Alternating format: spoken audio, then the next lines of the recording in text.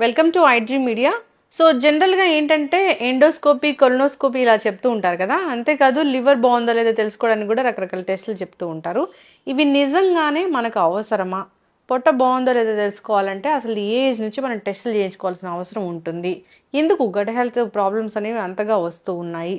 So దీని గురించి పూర్తి వివరాలు తెలుసుకుందాం. ఈరోజు మనతో పాటు ఉన్నారు ప్రముఖ gastro enterologist and hepatologist doctor Jatin గారు. డాక్టర్ గారు నమస్తే అండి. నమస్తే. డాక్టర్ గారు, ఈ మధ్యకాలంలో ఎవరిని చూసినా కడుపులో మంట, యాసిడిటీ ఇలా చెప్తూ ఉన్నారు. పొట్ట బాగాలేదు అంటే గట్ హెల్తే బాగాలేదని చెప్తూ ఉన్నారు.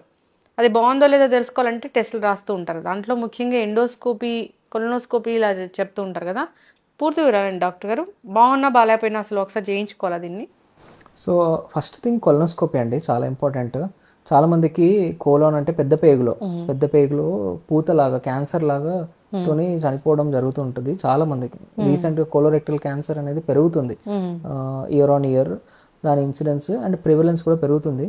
సో మనం ఎర్లీ స్టేజ్లో కోలాన్ క్యాన్సర్ని కనిపెట్టాలి అంటే కోలోనోస్కోపీ ఒకటే మనకు solution. That is the best solution. దాంట్లో ఏం చేస్తామంటే ఒక కెమెరాతోని మనం లోపలికి వెళ్ళి పెద్ద పేగులో చూస్తాం. చిన్న చిన్న పాలిప్స్ అంటే కురుపుల్లాగా ఉంటాయి అనమాట. అవి కనబడితే మనం చాలా ఈజీగా సర్జరీ లేకుండా అప్పుడే మనం తీసేయచ్చు మెజారిటీ ఆఫ్ ద పాలిప్స్ని. స్టార్టింగ్ స్టేజ్లో తీసేయడం వల్ల మనం అది క్యాన్సర్గా మారే ముందే మనం తీసేస్తాం. అసలు ఈ పాలిప్స్కి అసలు సిమ్టమ్సే ఉండవు. మనకి కోలాన్ పెద్ద పేగు క్యాన్సర్ వచ్చింది, దానికి సిమ్టమ్స్ వచ్చేదాకా వెయిట్ చేసామంటే ఆల్రెడీ అది చాలా వరకు స్ప్రెడ్ అయి ఉంటుంది. ఎవరైతే మోషన్స్లో బ్లడ్ బరువు తగ్గిపోయి మా దగ్గర తీసుకొని వస్తారో, మేము క్యాన్సర్ చేస్తామో, చాలా మందికి ఆల్రెడీ అది పేగు దాటి స్ప్రెడ్ అయిపోయి ఉంటుంది. చాలా చాలా ఇంక్రీజ్ అవుతుంది. ఎందుకంటే మన డైట్ వెస్టర్నైజ్ అయిపోతుంది, మన ఫైబర్ కన్జంప్షన్ తగ్గిపోయింది, తర్వాత ఫిజికల్ యాక్టివిటీ తగ్గిపోయింది, రెడ్ మీట్ కన్జంప్షన్ పెరిగింది. Lot of our diet and lifestyle factors are responsible for increase in the colon cancer. So యుఎస్లో అయితే ఖచ్చితంగా అందరికీ లక్షణాలు ఉన్నా లేకున్నా కూడా 45 ఏజ్ పైన అందరికీ కొలనోస్కోపీ చేయించుకోవాల్సిందే. మన ఇండియాలో ఎందుకు మరి ఆ రూల్ పెట్టలేదు అని అడిగితే, మన కొలనోస్కోపీ కాస్ట్ వచ్చేసి సమ్వేర్ బిట్వీన్ 6,000 నుంచి 8,000 మధ్యలో ఉండొచ్చు depending on the hospital. But at a national level మనం అందరికీ ఈ రూల్ పాస్ చేస్తే మన దగ్గర అంత ఇన్ఫ్రాస్ట్రక్చర్ లేదు అండ్ కాస్ట్ బెనిఫిట్ అనాలిసిస్ చూసుకుంటే మనకి వర్కౌట్ అవుతుంది అనేది నేషనల్ లెవెల్లో థింకింగ్. అది వాళ్ళ పాయింట్ ఆఫ్ వ్యూ బాగానే ఉంది. But if you look at individual point of view, urban life style, మన సిటీలో ఉన్న మన పాపులేషన్ తీసుకుంటే, రీసెంట్గా పెద్ద కార్పొరేట్ హాస్పిటల్లో జరిగిన స్టడీలో కూడా మన దగ్గర ప్రివిలెన్స్ యూఎస్లో కన్నా ఇంకా ఎక్కువ ఉంది. సో సిటీలో ఉన్న వాళ్ళకి అట్లీస్ట్ మనము రికమెండేషన్ ఇవ్వాల్సిందే. And anybody who is above age of 45 we would recommend that you get a colonoscopy done. Better safe than sorry. Colonoscopy అంటే అది కూడా ఎండోస్కోపీ లాగా ఒక కెమెరా ఉంటుంది, అట్లాగే ఉంటుందా? యా, ఆల్మోస్ట్ ఒక 1 సెంటీమీటర్ ట్యూబ్ అండి. దాని ఎడ్జ్లో లైట్, ఒక కెమెరా ఉంటుంది, ఫ్లెక్సిబుల్ ట్యూబ్. దానివల్ల పెయిన్ ఏమి ఉండదు, మైల్డ్ డిస్కంఫర్ట్ ఉంటుంది. మనం మలద్వారం ద్వారా లోపలికి వెళ్తాము. టిపికలీ 15 to 20 minutes మధ్యలో పడుతుంది. కొంచెం డిస్కంఫర్ట్ తక్కువ, అంటే డిస్కంఫర్ట్ వద్దనుకుంటే కొంచెం మైల్డ్ అనెస్థీషియా ఇస్తాం. అంటే జనరల్ అనెస్థీషియా, ఇంట్యూబేషన్ లా కాకుండా కాన్షియస్ సెడేషన్. వెంటనే మీకు మళ్ళీ మేలుకు వచ్చేస్తుంది. 20 minutes లో ప్రొసీజర్ అయిపోతుంది. మలద్వారంలో వెళ్ళి మొత్తం పెద్ద పేగు అంతా చూసి వచ్చేస్తాం. ఓకే, దీంట్లో ఏమేమి తెలుసుకోవచ్చు అసలు ఈ కొలనోస్కోపీలో?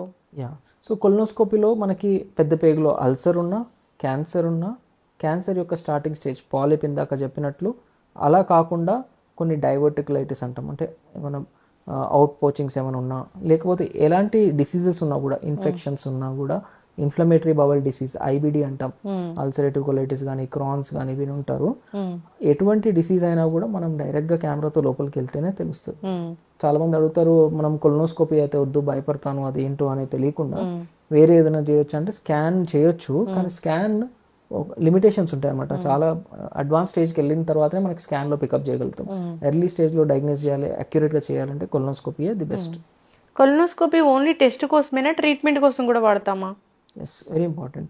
కొలనోస్కోపీలో మనము ఒకవేళ సపోజ్ మనకి బ్లీడింగ్తో వచ్చారనుకోండి, ఒకవేళ అక్కడ ఎక్కడన్నా ఆర్టరీ నుంచి బ్లీడింగ్ అవుతుంది అనుకోండి, మనం కొలనోస్కోపీ ద్వారా ఎక్కడి నుంచి బ్లీడింగ్ అవుతుందో చూసి అక్కడ మనం ఆపేయగలుగుతాం. క్లిప్ వేయడం కానీ, కరెంట్తో దాన్ని బర్న్ చేయడం కానీ, అలా చేయడం వల్ల మనం ట్రీట్మెంట్ ఆఫర్ చేస్తున్నాం. వాళ్ళకి కడుపు కోసి ఆపరేషన్ చేసి అది బ్లీడింగ్ని ఆపాల్సిన అవసరం లేదు. ఇప్పుడు మనకున్న అడ్వాన్స్ టెక్నిక్స్ ద్వారా కొలనోస్కోపీ ద్వారానే బ్లీడింగ్ ఆపొచ్చు. చిన్న polyps, pre cancer stage, early స్టేజ్లో ఉన్న క్యాన్సర్స్ని మనము ఈఎస్డి, ఈఎంఆర్ అనే పద్ధతుల్లో పూర్తిగా సర్జరీ ఎండోస్కోపిక్ సర్జరీ చేసేయచ్చు without any cut on skin, that to with very minimal. అదే రోజు మనం డిశ్చార్జ్ కూడా చేసి ఇంటికి పంపించచ్చు. ఓకే. సో అలా కాకుండా ఈవెన్ ఒకవేళ డైవర్టికులర్ బ్లీడింగ్స్ కానీ చాలా మల్టిపుల్ అప్లికేషన్స్ ఉన్నాయన్నమాట. మనం ఒకవేళ ఇంటెస్టైన్ అనేది బ్లాకేజ్ అయింది అనుకోండి, మనం మెటల్ స్టెంట్ వేసి దాన్ని ఓపెన్ చేయొచ్చు. ఒకప్పుడు మనం ఇట్లా బ్లాకేజ్ ఉంటే కట్ చేయడమే సొల్యూషన్. సో కొన్ని కండిషన్స్లో స్టెంట్ వేసి దాన్ని మనం పెద్ద చేయొచ్చు దారిని. సో స్టెంట్ ఇట్లాంటి చాలా చాలా ట్రీట్మెంట్స్ అవైలబుల్ ఉన్నాయండి. ఇప్పుడు పెద్ద పేగు హెల్దీగా ఉంది అంటే ఎట్లా ఉంటుంది, బాగాలేదు అంటే ఎలాంటి లక్షణాలు కనిపిస్తాయి? సో మనం యాజ్ అ బ్లాంకెట్ రికమెండేషన్ అందరూ ఒకవేళ కొలనోస్కోపీ స్క్రీనింగ్ చేయించుకోలేకపోతే there are some high risk features అనమాట. ఈ లక్షణాలు ఉన్న వాళ్ళు మాత్రం కొలనోస్కోపీ చేయించుకుంటే చాలా బెటర్.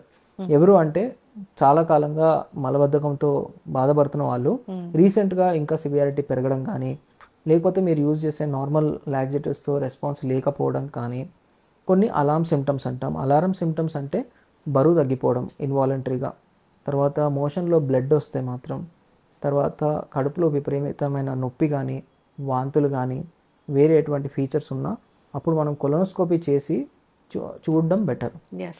అండ్ బ్లీడింగ్తోనే చాలామంది వస్తూ ఉంటారు. Majority of the cause for bleeding is piles కానీ లేకపోతే ఫిజర్ కానీ ఉంటుంది, అర్షమూలలు కానీ. మనము దాన్ని క్యాన్సర్ వల్ల బ్లీడింగా లేకపోతే అల్సర్ వల్ల బ్లీడింగా అని ఎలా డిఫరెన్షియేట్ చేయడం అనేది చాలా ఇంపార్టెంట్. సో మనకి పైల్స్ కానీ ఫిజర్తో వల్ల బ్లీడింగ్ వచ్చినప్పుడు చాలా కొద్దిగా వస్తుంది, మోషన్ పైన సపరేట్గా దాన్ని స్మియర్ చేస్తూ కానీ అతుక్కొని కానీ వస్తుంది, చాలా స్మాల్ క్వాంటిటీలో వస్తుంది. మోషన్స్ వెళ్ళిన తర్వాత చుక్కల్లాగా పడడం కానీ అట్లా ఉంటుంది. కొంతమందికి మోషన్ వెళ్ళే దగ్గరలో వాపు కానీ కొంచెం పెయిన్ కానీ వెళ్ళేటప్పుడు ఉండొచ్చు. ఇవి కామన్ సిమ్టమ్స్. కానీ ఒకవేళ బ్లడ్ అనేది మోషన్తో మిక్స్ అయ్యి రావడం కానీ, హెవీ క్వాంటిటీలో రావడం కానీ, నేను ఇందాక చెప్పినట్టు వెయిట్ లాస్ కానీ పెయిన్ అబ్డమెన్ ఉంటే అప్పుడు మనం ఇన్ డీటెయిల్ ఎవాల్యుయేట్ చేయాలి. క్యాన్సర్ కానీ ఐబిడి కానీ ఉందా అనేది చెక్ చేసుకోవాల్సిన అవసరం ఉంటుంది. సో ఈ స్టూల్ కలర్ చేంజ్ అయినా, బ్లాక్గా వస్తున్నా, బ్లీడ్తో ఉన్నా కానీ ఒకసారి డాక్టర్ని సంప్రదించడం అనేది ఖచ్చితంగా అవసరమే. చాలామంది అంటే అసలు ఇది క్రానిక్ స్టేజే కదా డాక్టర్ గారు. ఇప్పుడు మోషన్లో బ్లడ్ వస్తుందంటే వాళ్ళు ఒక సెకండ్ స్టేజ్ థర్డ్ స్టేజ్కో వెళ్ళినట్లేగా. అంటే కారణాన్ని బట్టి, అంటే కొన్ని ఏమో క్యాన్సరస్ రీజన్స్ ఉంటాయి, నాన్ క్యాన్సరస్ రీజన్స్ ఉంటాయి. క్యాన్సరస్ రీజన్ అంటే మనం ఇగ్నోర్ చేసామంటే అది స్టేజ్ పెరుగుతూ పోతుంది. నాన్ క్యాన్సరస్ రీజన్స్ అంటే ఇప్పుడు పైల్స్ కానీ ఫిజర్ కానీ ఉన్నా సరే మనం సిమ్టమాటిక్ ట్రీట్మెంట్ తీసుకున్న తగ్గిపోతుంది అంటే పర్వాలేదు. బట్ ఇది కాకుండా ఐబిడి, అల్సరేటివ్ కొలైటిస్ లాంటి డిసీజెస్ ఉన్నప్పుడు ఆ అల్సర్స్ అనేవి పెరుగుతూ పోతాయి మనం ఒకవేళ ట్రీట్మెంట్ ఇగ్నోర్ చేస్తే. సో ఎప్పుడైనా కూడా బ్లాక్ మోషన్స్ వస్తే ఇంకా డేంజర్, అంటే అల్సర్ ఉందని మనకి ఇండికేషన్ అన్నమాట. హెయిర్ లాగా బ్లాక్ వస్తే, బ్రైట్ రెడ్ బ్లడ్ హెవీ క్వాంటిటీలో వచ్చినా కూడా ఎంత ఎర్లీగా మనము కొలనోస్కోపీ చేయించుకుంటే అంత బెటర్ అండి. డాక్టర్ని సంప్రదించడం అనేది ఖచ్చితంగా చేయాల్సింది. చాలా మంది ఇంకా దానికోసం రకరకాల హోమ్ రెమెడీస్ పాటిస్తూ ఇంకా దాన్ని ప్రొలాంగ్ చేస్తూ ఉంటారు. దానివల్ల ఇష్యూ అనేది పెద్దగా అవుతుంది. అసలు కొలనోస్కోపీ అంటే భయాన్ని మనం నిర్మూలించాలి. అది అంటే తెలియని భయం అనమాట, ఫియర్ ఆఫ్ అన్నోన్ ప్రొసీజర్, అదేదో సర్జరీ ఏమో నాకు ఎందుకు అనే భయాన్ని మనం తొలగించాలి. It's a very safe procedure. Complication risk అనేది హార్డ్లీ ఉంటుంది. And it will be done in 20 minutes. You can go back home. ఆ రోజు అసలు భయపడాల్సిన అవసరం లేదు. ఇప్పుడు ఒక 40-45 years వస్తే జనరల్గా మనం హార్ట్ చెకప్లు, బీపీలు, షుగర్లు ఎలా చెక్ చేయించుకుంటామో ఇది కూడా మన పెద్ద పేగు బాగుందా లేదా అనేది కొలనోస్కోపీ ద్వారా చేయించుకోవడం అవసరమే డాక్టర్ గారు. ఖచ్చితంగా అండి. అంటే మన క్యాన్సర్ ఉందా లేదా అని కనిపెట్టడం ఎంత ఇంపార్టెంటో ఇప్పుడు అందరికీ ప్రజలకు తెలుసు. సో ఎర్లీ స్టేజ్లో కనిపెట్టాలి, మనం దాన్ని నిర్మూలించాలి అంటే కొలనోస్కోపీ 45 years తర్వాత చేయడం బెటర్. చక్కగా చెప్పారు డాక్టర్ గారు. ఎండోస్కోపీ అంటే జనరల్గా అసలు భయం వేస్తూ ఉంటుంది. అది ఒక పెద్ద పైప్ ఉంటుంది, దానికి ఒక కెమెరా ఉంటుంది, వెళ్ళేటప్పుడు నొప్పి వస్తూ ఉంటుంది, ఇలా చెప్తూ ఉంటారు. అసలు ఎండోస్కోపీ అనేది ఎందుకు అవసరం, చేయించుకుంటే నిజంగానే అంత పెయిన్ఫుల్గా ఉంటుందా, ఆ రోజంతా హాస్పిటల్లోనే ఉండాలా, దీనివల్ల అసలు ఏం రూల్ అవుట్ చేయగలం మనం? ఎండోస్కోపీ కూడా చాలా ఇంపార్టెంట్ టెస్ట్ అండి. సో ఎవిడెన్స్ బేస్డ్ ప్రాక్టీస్ అంటాం. మనం ఏంటంటే మీకున్న లక్షణాలకి అంచనా వేసి మీకు అల్సర్ ఉండొచ్చు, మీకు గ్యాస్ట్రైటిస్ ఉండొచ్చు, మీకు గర్డ్ ఉండొచ్చు అని ట్రీట్మెంట్ అనేది మైల్డ్ సిమ్టమ్స్ ఉన్న వాళ్ళకి స్టార్టింగ్లో ఇస్తాం సరే. కానీ సిమ్టమ్స్ రెస్పాండ్ అవ్వట్లేదు అంటే మనం ఏంటి దాని రూట్ కాజ్ అనేది ఐడెంటిఫై చేయాలి. దానికి ఎండోస్కోపీ ఈజ్ వెరీ ఇంపార్టెంట్. ఎండోస్కోపీలో ఏం చేస్తామంటే మన నోటి ద్వారా మనం ఫుడ్ వెళ్ళే దారిలోనే మన గొంతులోంచి అన్నవాహికలోకి స్టమక్ వరకు చిన్న పేగు యొక్క మొదటి భాగం వరకు డియోడినం వరకు చూడగలుగుతాం. సో ఇందులో ఇది యూజువలీ 10 minutes పడుతుంది. అండ్ మత్తు మందు అనేది కొంతమందికే ఇస్తాము. చాలామంది వితౌట్ సెడేషన్ కూడా బాగానే టాలరేట్ చేయగలుగుతారు. లోకల్ అనస్థీషియా స్ప్రే చేస్తాం అనమాట. ఆ లోకల్ అనస్థీషియా స్ప్రే చేయడం వల్ల గొంతు మొద్దుబారిపోతుంది. అలా చేయడం వల్ల మనము ఈజీగా చేయగలుగుతాం. లేదు మనకి డిస్కంఫర్ట్ అసలే వద్దు అనుకుంటే మనం షార్ట్ సెడేషన్ తీసుకోవచ్చు. దీనికి ఎండోస్కోపీకి అసలు అడ్మిషన్ అవసరం లేదు. ఓపీడీ బేసిస్లో చేస్తాము. వెంటనే మీరు వెళ్ళిపోవచ్చు. ఒకవేళ మీరు ఆ రోజు మత్తు కనుక తీసుకున్నారనుకోండి, ఆ పావు గంటలో మీరు మళ్ళీ మేలుకు వచ్చేస్తుంది. కానీ ఆ రోజు మీరు డ్రైవింగ్ చేయకూడదు. యూ హ్యావ్ టు, మీరు ఎవరైనా తోడు తీసుకొని రావాలి. దీంట్లో మనం ముఖ్యంగా చూసేది ఏంటి అంటే, ఇప్పుడున్న గ్యాస్ట్రిక్ సమస్యలు, కడుపులో మంట, ఉబ్బరము, ఛాతీలో మంట, పుల్లని తేన్పులు, దీనికి రూట్ కాజ్ అనేది కనిపెడతాం. ఏమై ఉంటుంది దీనికి రూట్ కాజ్ అంటే, స్టమక్లో అల్సర్ ఉండొచ్చు. తర్వాత హైటస్ హర్నియా అంటాం, అంటే అన్నవాహికకి కడుపుకి మధ్యలో ఉన్న వాల్వ్ ఫంక్షన్ లూజ్ అవుతే అప్పుడు యాసిడ్ అనేది కడుపులోంచి ఛాతిలోకి వెళ్తుంది. దీనివల్ల ఛాతిలో మంట రావడం, ఛాతిలో నొప్పి రావడం, చాలామంది ఇది గుండె జబ్బేమో అనుకొని కార్డియాలజిస్ట్ దగ్గరికి వెళ్ళడం, వాళ్ళు టెస్ట్ చేసి లేదని మా దగ్గర పంపించడం చేస్తుంటారు. హర్నియా ఉందా, అల్సర్ ఉందా, తర్వాత హెచ్ పైలోరీ అంటే హెలికోబ్యాక్టర్ పైలోరీ అనే ఒక బ్యాక్టీరియల్ ఇన్ఫెక్షన్. ఇది చాలా కామన్గా ఉంటుంది. Almost 40-50% prevalence. అంటే మనం అందరిలో టెస్ట్ చేస్తే ప్రతి రెండో వ్యక్తిలో కూడా ఉండొచ్చు, కానీ అందరికీ మనం చెక్ చేయాల్సిన అవసరం లేదు. బట్ అట్లీస్ట్ లక్షణాలు ఉన్న వాళ్ళకి, ఫ్యామిలీ హిస్టరీలో ఎవరికైనా కడుపు క్యాన్సర్ ఉన్న వాళ్ళకి చేయించడం చాలా ఇంపార్టెంట్ అండి.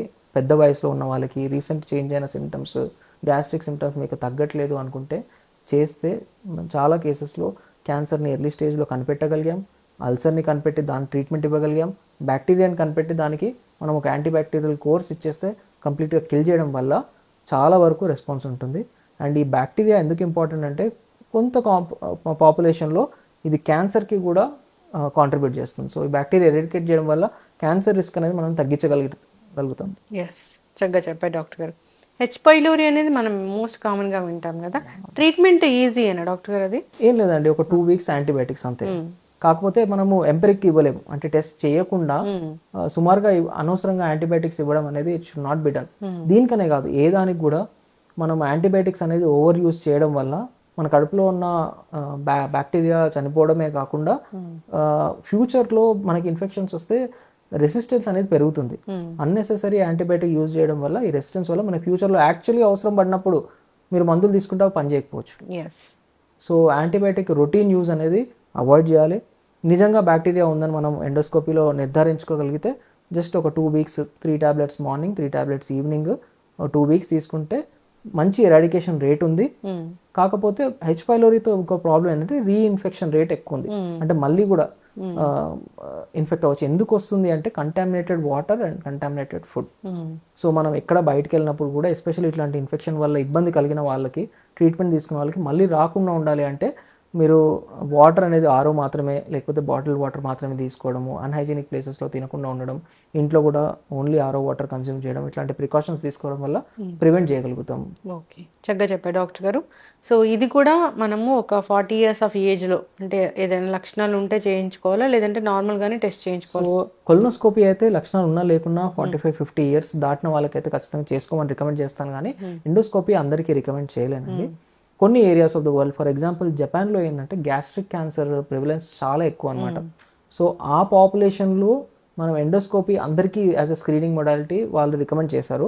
బట్ యాజ్ ఆఫ్ నో మన ఇండియాలో కోలాన్ క్యాన్సర్కి ఉన్నంత ప్రివిలెన్స్ గ్యాస్ట్రిక్ క్యాన్సర్కి అంత లేదు. సో అట్ దిస్ పాయింట్ మేము రొటీన్గా అయితే రికమెండ్ చేయము. బట్ ఎస్, గ్యాస్ట్రిక్ సమస్యలు ఉన్న వాళ్ళు, పెద్ద వయసులో ఉన్న వాళ్ళు, తర్వాత అలార్మ్ సిమ్టమ్స్ ఎట్లాంటివి అంటే బ్లడ్ వామిటింగ్స్ కానీ, బ్లాక్ మోషన్స్ కానీ, తర్వాత మింగడంలో ఇబ్బంది, అంటే ఫుడ్ ఆగిపోవడం కానీ, మింగలేకపోతున్నాము, తర్వాత విపరీతమైన కడుపు నొప్పి, బరువు తగ్గిపోతున్నాము అన్నప్పుడు మనకి డౌట్ అనేది క్యాన్సర్ ఆర్ అల్సర్కి చాలా హై ఉంటుంది. అలాంటి వాళ్ళకి ట్రీట్మెంట్ మన సింపుల్ గ్యాస్ట్రిక్ మెడికేషన్స్ ఇంప్రూవ్ కాని వాళ్ళు ఎండోస్కోపీ చేయించమని రికమెండ్ చేస్తాం. చక్కగా చెప్పారు డాక్టర్ గారు. అయితే ఇప్పుడు మనం లివర్ ఇష్యూస్ అనేది కూడా బాగా చూస్తూ ఉన్నాము. ఈ లివర్ బాగుందో లేదో తెలుసుకోవాలంటే ఒక బ్లడ్ టెస్ట్ సరిపోతుందా, దానికి స్కాన్ అనేది అవసరమా? సో చాలా ఇంపార్టెంట్ అండి. Liver health is very important, one of the most important organ of our body. మనం చాలా ఇంపార్టెన్స్ హార్ట్కి ఇస్తాం, కానీ liver performs more than 500 functions. And liver హెల్తీగా ఉంచుకోవడం ఎంత ఇంపార్టెంట్ అంటే, దాని 80%-90% డ్యామేజ్ అయ్యేంత వరకు మీకు అసలు ఎటువంటి లక్షణాలు ఉండవు.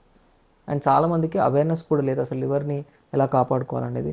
ముఖ్యంగా మన లివర్ ఖరాబ్ అవ్వడానికి మెయిన్ కారణాలు చూసుకుంటే ఆల్కహాల్ ఫస్ట్ కారణం, second fatty liver, third viral hepatitis. మనం రీసెంట్గా వరల్డ్ హెపటైటిస్ డే సెలబ్రేట్ చేసుకున్నాం. సో ఈ మూడు చూసుకుంటే ఎవరైతే ఎక్కువ ఆల్కహాల్ కన్జ్యూమ్ చేస్తున్నారో, బాగా ఊబకాయంతో సఫర్ అవుతున్న వాళ్ళు, obesity, cholesterol, diabetes, heart disease ఉన్న వాళ్ళు, వీళ్ళు అల్ట్రాసౌండ్ ఖచ్చితంగా చేయించుకోవాలండి. అల్ట్రాసౌండ్ సింపుల్ టెస్ట్, అందరూ మనం రొటీన్ యాన్యువల్ హెల్త్ చెకప్లో చేసుకునేదే. దాంట్లో ఫ్యాటీ లివర్ అని చూస్తారు కానీ చాలామంది ఫ్యాటీ లివర్ అందరికీ ఉంటుందని ఇగ్నోర్ చేస్తారు. అలా ఇగ్నోర్ చేయకుండా దానికి ఫర్దర్గా మనం ఇంకొక 2 టెస్టులు రికమెండ్ చేస్తాం. ఏంటంటే ఒకటి లివర్ ఫంక్షన్ టెస్ట్, మనం ఆల్రెడీ ప్యాకేజ్లో ఉంటుంది. బిలిరూబిన్, ఏఎస్టీ, ఏఎల్టీ అండ్ ఈ వాల్యూస్ అనేవి ఒకవేళ అబ్నార్మల్ ఉన్నాయనుకోండి, ఖచ్చితంగా మీరు గ్యాస్ట్రెంట్రాలజిస్ట్ కానీ హెపటాలజిస్ట్ కానీ కన్సల్ట్ చేయాలి. అండ్ వీళ్ళకి మేము ఏం చేస్తామంటే ఫైబ్రో స్కాన్ అని ఒక అడ్వాన్స్ స్కాన్ చెప్తాం. సో ఆల్కహాల్ తీసుకున్న వాళ్ళు కానీ, ఊబకాయం, కొలెస్ట్రాల్, షుగర్ వ్యాధులతో బాధపడుతున్న వాళ్ళు అల్ట్రాసౌండ్ చేసినప్పుడు ఫ్యాటీ లివర్ అని తెలిసినప్పుడు liver function test and fibro scan చేసుకుంటే బెటర్ అండి. లివర్ ఫంక్షన్ టెస్ట్లో బిలిరూబిన్ కానీ ఏఎస్టీ, ఏఎల్టీ లెవెల్స్ అబ్నార్మల్ ఉంటే మీకు మెడికేషన్ ఇవ్వాల్సిన అవసరం ఉంటుంది. అండ్ ఫైబ్రో స్కాన్లో ఏం చూస్తామంటే, ఫైబ్రో స్కాన్ అంటే అల్ట్రాసౌండ్ లాంటి స్కానే, జస్ట్ మనకు బయట నుంచి పెట్టి చేసేది. దాంట్లో 2 వాల్యూస్ వస్తాయి. ఒకటి క్యాప్ స్కోర్, అంటే మనం లివర్లో ఎంత మోతాదులో ఫ్యాట్ డిపాజిట్ అయింది అనే దాన్ని బట్టి అక్యురేట్ స్టేజింగ్ ఉంటుంది. అల్ట్రాసౌండ్లో ఇచ్చే గ్రేడ్ 1, గ్రేడ్ 2 అనేది ఇంపార్టెంట్ కాదు, అది అక్యురేట్ కూడా కాదు. సో మన ఫైబ్రో స్కాన్లో చేసేది చాలా అక్యురేట్ ఉంటుంది. దాంతోపాటు లివర్లో ఎప్పుడైనా కొవ్వు పేరుకుంటే ఆల్కహాల్ వల్ల కానీ ఒబేసిటీ వల్ల కానీ, ఆ కొవ్వు అనేది కొంతమందిలో ఇన్ఫ్లమేషన్ కాజ్ చేస్తుంది, అంటే డ్యామేజ్ చేస్తుంది లివర్ని. డ్యామేజ్ చేసినప్పుడు లివర్ ఎంజైమ్స్ అనేవి పెరుగుతాయి. బాడీ హీల్ చేయడానికి ట్రై చేసినప్పుడు అది మానుకుంటుంది. మానినప్పుడు ఏమవుతుంది, మన పుండు మానితే స్కారింగ్ అయిపోతుంది కదా, అలా లివర్లో చాలా ఏళ్ళ కొద్ది స్కారింగ్ అవుతే లివర్ పర్మనెంట్ డ్యామేజ్ అయిపోతుంది. దాన్నే మనం లివర్ సిరోసిస్ అంటాం. అది ఒక్కసారి మన లివర్ సిరోసిస్ స్టేజ్కి వెళ్ళిందంటే రివర్స్ తీసుకురావడం అసాధ్యం. అప్పుడు మనకున్న ఏకైక మార్గం లివర్ ట్రాన్స్ప్లాంటేషన్. మనం ముఖ్యంగా సిరోసిస్ అయ్యి కాంప్లికేషన్ వచ్చేంత వరకు మనకి గుర్తించలేము మన లివర్లో డ్యామేజ్ అవుతుందని, ఇలా ఇన్ఫ్లమేషన్ అవుతుందని, ఎందుకంటే దానికి లక్షణాలే ఉండవు. సో మనం టెస్ట్ చేసినప్పుడు లివర్ ఫంక్షన్ టెస్ట్లో ఎంజైమ్స్ పెరిగుంటే డ్యామేజ్ అవుతున్నట్టు. ఫైబ్రో స్కాన్లో ఈ ఎల్ఎస్ఎం వాల్యూ, అంటే ఫైబ్రోసిస్ ఎంత అయింది అనేది ఎంత మోతాదులో ఉందో చెప్తుంది. అందులో ఒకవేళ high grade fibrosis, F2, F3 fibrosis ఉంది అంటే వీళ్ళకి మనం ఖచ్చితంగా లైఫ్ స్టైల్ చేంజెస్తో పాటు మందులు ఇవ్వడం వల్ల రివర్స్ చేయగలుగుతాం. సో మీ లివర్ని మనము ఫ్యూచర్ రిస్క్ ఎంత, రివర్సిబిలిటీ ఎంత ఉంది, ఎంత తీవ్రతలో డ్యామేజ్ అయింది, స్టేజింగ్, గ్రేడింగ్ చేయాలంటే ఫైబ్రో స్కాన్ అనే వెరీ సింపుల్ టెస్ట్ ద్వారా మీరు చేసుకోవచ్చు. తర్వాత లివర్ ఫంక్షన్ టెస్ట్. ఎస్, ఖచ్చితంగా డాక్టర్ గారు చాలా చక్కగా చెప్పారండి. Endoscopy, colonoscopy, liver function test గురించి, దానికి ఉన్న ఎలాంటి స్కాన్స్ ఉన్నాయి అనే దాని గురించి, ఆ స్కాన్స్ ద్వారా మనం ఎలాంటివి మనం రూల్ అవుట్ చేయొచ్చు, ఏం కనుక్కోవచ్చు అనేది, నాన్ ఆల్కహాలిక్ ఫ్యాటీ లివర్ అనేది కూడా ఈ మధ్యకాలంలో చాలా మందిని ఇబ్బంది పెడుతుంది. ఎందుకు వస్తుంది డాక్టర్ గారు అసలు అది? సో ఆల్కహాల్ తీసుకోకున్నా కూడా యాక్చువల్లీ చాలా మందికి లివర్ సిరోసిస్సే కాకుండా లివర్ క్యాన్సర్ కూడా డెవలప్ అవుతుంది without even going in to cirrhosis stage. And చాలా మంది మమ్మల్ని అడిగే క్వశ్చన్, అసలు నాకు క్యాన్సర్ ఎలా వచ్చింది, నేను అసలు ఆల్కహాల్ తీసుకున్న లివర్ ఎలా చెడిపోయింది అని పెద్ద క్వశ్చన్. చాలా మంది ఏంటంటే ఒబేసిటీని ఇగ్నోర్ చేస్తారు, ఎస్పెషల్లీ సెంట్రల్ ఒబేసిటీ ఉన్న వాళ్ళు, బాగా కొలెస్ట్రాల్ లెవెల్స్ ఎక్కువ ఉన్న వాళ్ళు. లివర్లో ఏమవుతుందంటే ఫ్యాట్ డిపాజిట్ అవుతుంది. ఆ ఫ్యాట్ అనేది మనకి ఫారెన్ బాడీ లాగా మన బాడీ ట్రీట్ చేసి ఇన్ఫ్లమేషన్ అవ్వడం వల్ల లివర్ అనేది సిమిలర్ మేనర్లో డ్యామేజ్ అయిపోతుంది. ఎందుకు వస్తుంది అంటే, ఒకటి మన unhealthy dietary habits, sedentary life style, lack of physical activity and high consumption of processed food. So ఇవే ముఖ్య కారణాలు. కొంతమంది లావు లేని వాళ్ళు కూడా ఫ్యాటీ లివర్ రావచ్చు. వీళ్ళల్లో ఏంటంటే కొన్ని జెనెటిక్ రిస్క్ ఫ్యాక్టర్స్ ఉన్నాయన్నమాట. PNPLA3 జెనెటిక్ మ్యూటేషన్ అని, అలాంటి కొన్ని స్పెసిఫిక్ కండిషన్స్ ఉన్నాయి. దానివల్ల వాళ్ళు పాపం సన్నగా ఉన్నా, ఫిజికల్ యాక్టివిటీ బాగున్నా కూడా వాళ్ళ జెనెటిక్ ప్రిడిస్పోజిషన్ వల్ల ఆ ఫ్యాట్ అనేది మన వేరే ఆర్గన్స్కి యూటిలైజేషన్ కోసం పంపించాల్సింది పంపకుండా లివర్లోనే డిపాజిట్ చేసుకుంటూ ఉంటుంది మన లివర్. అదొక డిఫెక్ట్. సో అన్ఫార్చునేట్లీ వాళ్ళకి ఇంకా రిస్క్ ఎక్కువ ఉంటుంది. వాళ్ళకి కొన్ని ఇప్పుడు కొత్తగా చాలా మంచి మెడికేషన్స్ అప్రూవ్ అయ్యాయి and we are able to reverse fibrosis also. So early స్టేజ్లో మనం కనిపెట్టగలిగితే డెఫినెట్గా మంచి ట్రీట్మెంట్ ప్రొవైడ్ చేయగలుగుతాం. ఇప్పుడు పొట్టలో అల్సర్స్ ఉన్నాయన్నా కానీ దాన్ని కూడా అంటే మెడిసిన్స్తో తగ్గించవచ్చా డాక్టర్ గారు? దానికి ఏమైనా ట్రీట్మెంట్ అనేది? డెఫినెట్గా ఇప్పుడు ఒకప్పుడు తీసుకుంటే అంటే 2-3 decades back most common surgery మన జనరల్ సర్జన్స్ చేసేది అంటే ఈ అల్సర్ రిలేటెడ్ కాంప్లికేషన్ అంటే బ్లీడింగ్ పెప్టిక్ అల్సర్ కానీ పర్ఫోరేటెడ్ పెప్టిక్ అల్సర్ కానీ దీనికి చాలా కామన్గా సర్జరీలు అవుతూ ఉండేది. కానీ ఇప్పుడు తీసుకుంటే అసలు సర్జరీలు అనేవి మొత్తం తగ్గిపోయినాయి. ఇప్పుడు హార్డ్లీ ఎనీ సర్జరీస్ చూస్తున్నాం అల్సర్ రిలేటెడ్ కాంప్లికేషన్. ఎందుకు అంటే wide spread awareness, availability of antacids, కొంచెం ఇబ్బంది ఉన్నా కూడా మనం గ్యాస్ట్రోంట్రాలజిస్ట్ దగ్గరికి వెళ్తున్నాము, రిలవెంట్ మెడిసిన్స్ తీసుకుంటున్నాం. సో అల్సర్ వల్ల వచ్చే కాంప్లికేషన్ సిగ్నిఫికెంట్ గా తగ్గిపోయి very easy to cure. Unless bleeding అలా ఏమైనా ఉందంటే మనం ఇందాక చెప్పినట్టు ఎండోస్కోపీ ద్వారా ఆపరేషన్ లేకుండా బ్లీడింగ్ ని కూడా మనం క్లిప్స్ ద్వారా కంట్రోల్ చేయొచ్చు, కరెంట్ ద్వారా కంట్రోల్ చేయొచ్చు. అండ్ అల్సర్ మానుకోవడం కూడా just 4 to 6 weeks antacids and healing medications ఇస్తే పూర్తిగా హీల్ అయిపోతుంది. ఎస్, చక్కగా చెప్పారు డాక్టర్ గారు.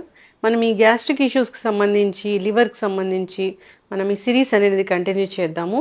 ఎలాంటి టెస్ట్లు ఉన్నాయి, ఎట్లా ఉంటే మన హెల్త్ అనేది బాగుంటుంది, గట్ హెల్త్ ప్రాబ్లమ్స్ రాకుండా ఏం చేయాలి, ఇట్లాగా మాట్లాడుకుందాం. సిరీస్ కంటిన్యూ చేద్దాం.